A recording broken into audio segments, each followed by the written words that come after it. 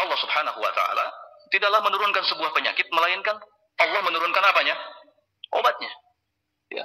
Cuma masalahnya ada yang tahu, ada juga yang tidak tahu. Di antara obat, ya, di antara obat yang Allah Subhanahu wa taala syariatkan dan termasuk sebab-sebab yang penuh dengan barokah adalah apa yang disebut dengan ruqyah. Apa yang disebut dengan ruqyah? Nah, ruqyah itu maknanya adalah al-qira'atu 'ala al-musab bi syai'in min al-Qur'anil Karim wa min al-ad'iyati asy-syar'iyyah.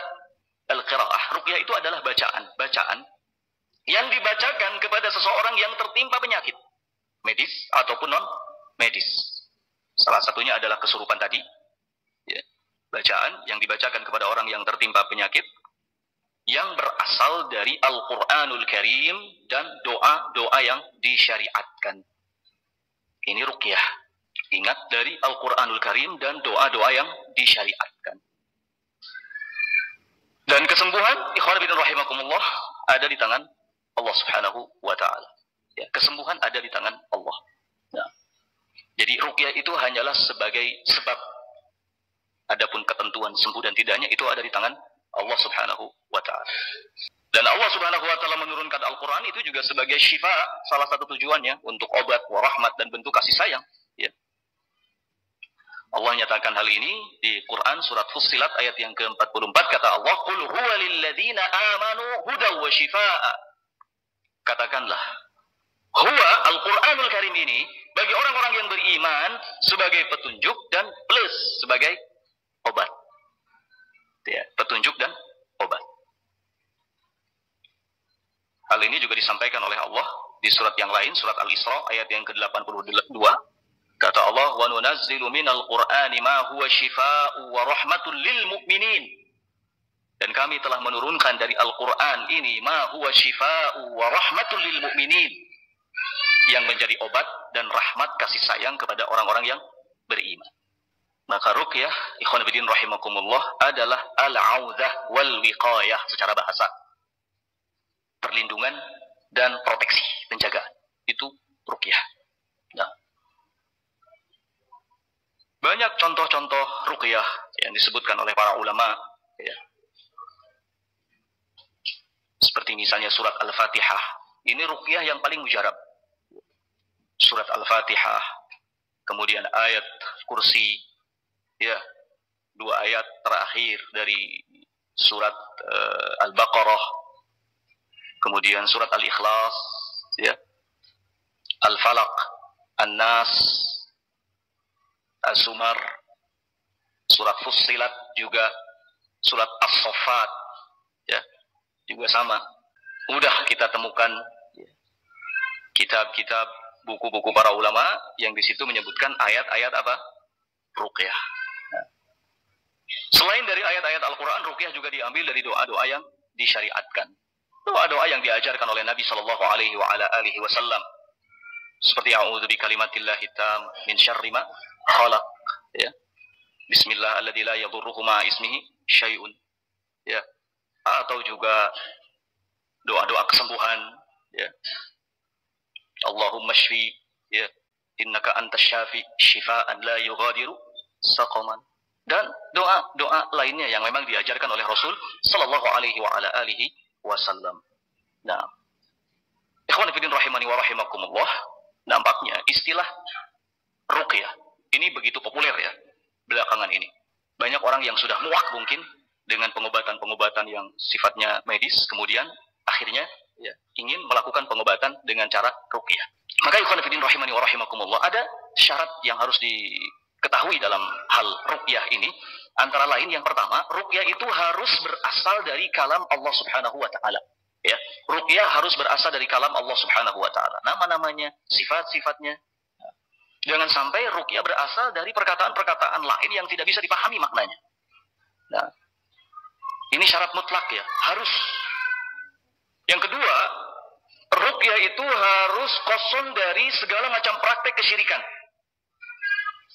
Nabi Shallallahu Alaihi Wasallam mengatakan, la ba'sa birruqa ma lam takun syirkan. Tidak mengapa ruqyah itu selama di dalamnya tidak mengandung unsur kesyirikan kepada Allah Subhanahu wa taala. Ada orang ya sekarang yang meruqyah itu kadang suka memegang kepala, kadang juga sedikit memukul. Kata para ulama, ya dibolehkan saja, ya sesuai dengan kebutuhan. Misalnya memegang orang yang kerasukan jin, dia merasakan ada rasa sakit di tulang punggungnya, kemudian dipegang tulang punggungnya sambil diruqyah, tidak masalah. Ya, itu tidak menyelisihi syariat. Yang terpenting kosong, bebas dari yang namanya unsur kesyirikan kepada Allah Subhanahu wa taala. Kalimat-kalimat yang dibaca murni betul-betul dari Al-Qur'an. Jangan sampai pertama dari Al-Qur'an kesananya wallahu alam. Ya, sudah semakin ngaco kesananya. Harus betul-betul dari Al-Qur'an, dari awal sampai akhir dari Al-Qur'an atau dari doa-doa yang disyariatkan. Nah, yang ketiga berarti ya, yang ketiga bil lughatil arabiyyah, dengan bahasa Arab. Bil lughatil arabiyyah, dengan bahasa Arab. Ya, dengan bahasa Arab.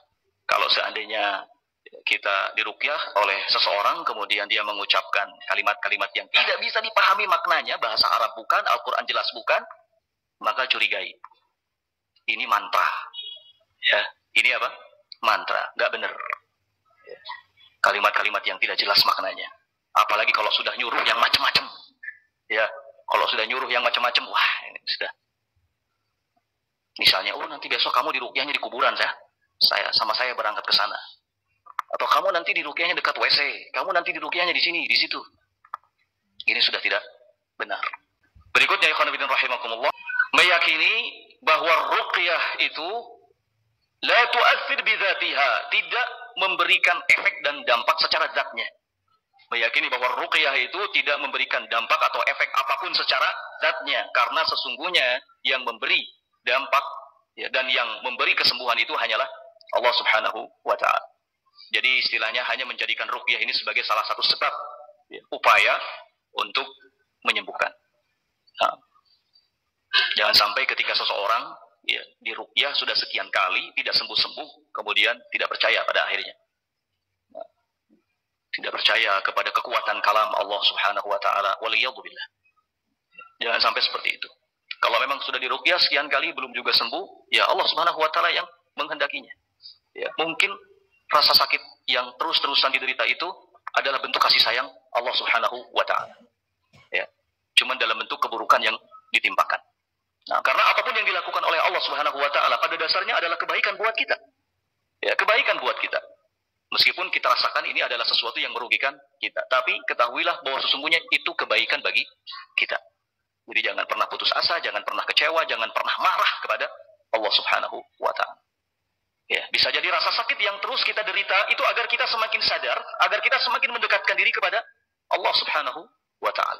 Alla takuna ruqyah bihai'atin muharramah. Tidak melakukan ruqyah dengan bentuk-bentuk yang diharamkan. Seperti apa? Seperti misalnya ada khalwat, ya, laki-laki dan perempuan. Yang ruqyahnya laki-laki, pasiennya perempuan. Sebelum meruqyah bilang, tinggalkan kami berdua. Akhirnya yang nganter 2 mobil itu, malum dari kampung, antar 2 mobil masuk ke dalam semua itu, akhirnya pada keluar. Tinggallah si pasien perempuan seorang di diri. Gak boleh, ini haram. Gak ada ruqyah semacam itu. Kalau seandainya si peruqyah itu meminta hal yang seperti itu, maka jangan dipercaya, sudah pindah. Jangan diruqyah di situ. Ya. Nanti biasanya akan melakukan hal yang macam-macam. Apalagi kalau sampai mengatakan ini nggak bisa diruqyah kecuali kalau harus buka baju. Subhanallah. Dah. Ini namanya dukun capul, ya. Bukan ruqyah syar'i. Nah, jadi jangan sampai ada bentuk-bentuk yang diharamkan pada saat melakukan praktek ruqyah. Di antara manfaat dan faidah dari ruqyah syar'iyah tentunya, ya, adalah pertama akan menambah kedekatan dengan Allah Subhanahu wa taala dan akan semakin menguatkan tawakal kepada Allah. Ini manfaat ruqyah syar'iyah. Yang kedua, ruqyah syar'iyah adalah min afdhalil ilaj, termasuk obat yang paling baik. Ya, obat yang paling baik. Faidah yang ketiga, ruqyah bisa memberi ketenangan, kenyamanan ke dalam jiwa. Kenapa? Karena yang dibaca adalah ayat-ayat Allah Subhanahu wa taala. Ala bi dzikrillah tatmainnul qulub.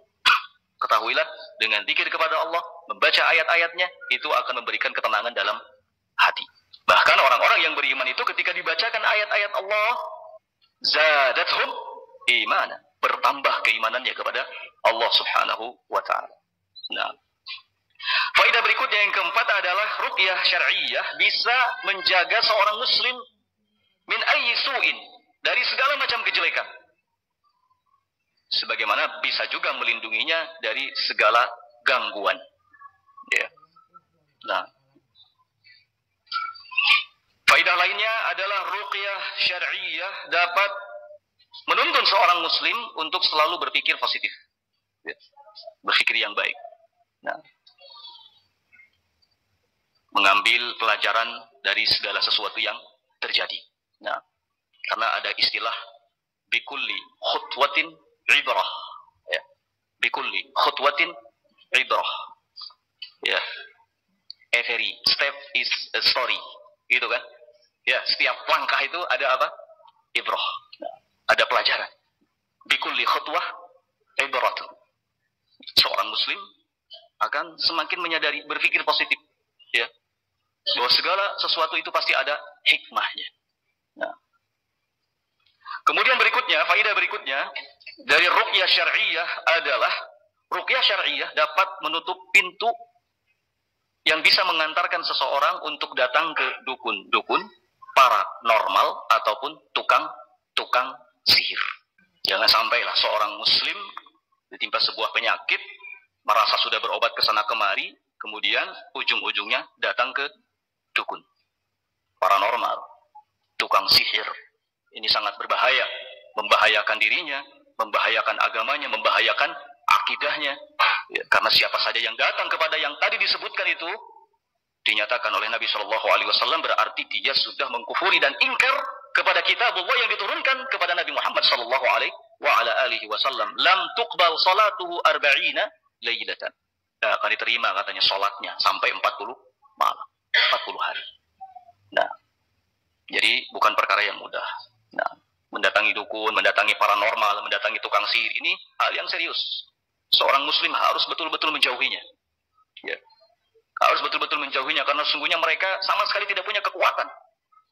Ya. Tidak ada obat yang paling baik kecuali kitabullah, Al-Quran, ahadits Rasulullah, hadis-hadis Rasul sallallahu alaihi wa ala alihi wasallam. Dan Nabi sallallahu alaihi wa ala alihi wasallam sudah banyak memberikan bimbingan dalam hal ini, baik secara langsung maupun tidak langsung. Seperti diantaranya agar kita tidak menjadikan rumah sebagai kuburan. Itu adalah proteksi terhadap diri kita sendiri yang dilakukan oleh kita. La taj'alu buyutakum qubura. Jangan kalian jadikan rumah-rumah kalian itu seperti kuburan. Tidak pernah dipakai sholat, ya, tidak pernah dibacakan Al-Quran di dalamnya. Ya seperti kuburan, sepi. Kalau sudah seperti kuburan, masuk pun tidak assalamualaikum lagi. Assalamualaikum ya ahlad diyar. Ya. Assalamualaikum wahai penghuni kuburan. Jangan disalahkan kalau kita masuk ke rumah yang seperti itu, doanya seperti doa masuk kuburan. Makanya kalau tidak mau didoakan seperti itu, ramaikan rumah dengan zikrullah, dengan zikir kepada Allah, mengingat Allah Subhanahu wa taala, dengan melakukan salat-salat nawafil, salat-salat sunnah. Ya. Baca Al-Quran, taklim, baca kitab. Setan tidak akan betah tinggal di rumah yang seperti itu. Yang betah, siapa yang tinggal di rumah seperti itu? Malaikat. Para malaikat yang betah. Setan nggak akan betah. Bahkan Nabi SAW mengatakan bahwa satu rumah bila dibacakan surat Al-Baqarah, maka setan itu akan lari dari rumah tersebut. Ya. Al-bait alladhi yuqra' fiha surat Al-Baqarah yanfiru minhu syaitan. Rumah yang dibacakan di dalamnya surat Al-Baqarah, maka setan itu akan pergi. Ya. Dari rumah tersebut. Banyak hal yang dicontohkan oleh Nabi SAW, di mana kita bisa memproteksi diri kita sendiri dari gangguan-gangguan setan. Jin-jin yang jahat. Seperti apa? Menghilangkan gambar-gambar makhluk yang bernyawa.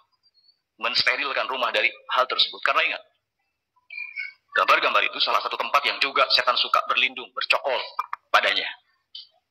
Makanya, kalau kita mau meruqyah, ya, coba perhatikan situasi. Kalau di rumah itu masih ada rumah gambar-gambar makhluk bernyawa yang bergantungan, suruh turunkan semua. Ya, sterilkan dari semua itu, baru ruqyah.